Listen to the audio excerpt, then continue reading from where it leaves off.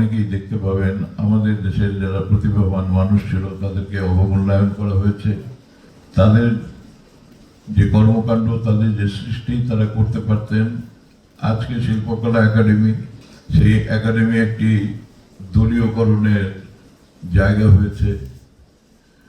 ফিল্মের সূতিকাগার বাংলাদেশ চলচ্চিত্র উন্নয়ন কর্পোরেশন, সেটা একটা বিরান ভূমি, একটা মরুভূমিতে পরিণত হয়েছে, যেখান থেকে আমরা বাংলাদেশের চলচ্চিত্রকে একটা উচ্চ পর্যায়ে নিয়ে গেছিলাম।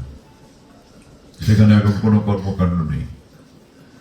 আপনি টেলিভিশনের দিকে যদি তাকিয়ে দেখেন, সেখানেও দেখবেন যে বেসরকারি টেলিভিশনগুলো অনেক বেশি গুরুত্ব পায় আমাদের যে সরকারি টেলিভিশন আছে তার চাইতে বেশি।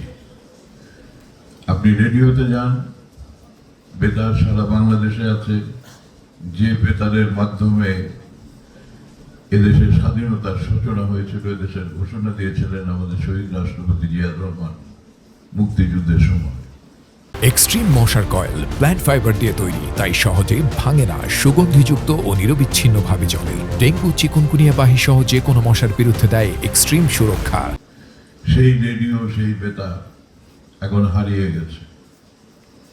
প্রিন্ট মিডিয়া হারিয়ে গেছে। সাংবাদিকদেরকে দলীয়করণ করে সমাজের এই যে বিবেক, যারা নিরপেক্ষভাবে কর্ম করে আমাদের সচেতন করবেন, সত্যকে সত্য বলবেন, মিথ্যাকে মিথ্যা বলবেন, ন্যায়ের পক্ষে যুদ্ধ করার জন্য আমাদেরকে অনুপ্রাণিত করবেন, সেই সমস্ত কিছু হারিয়ে গেছে।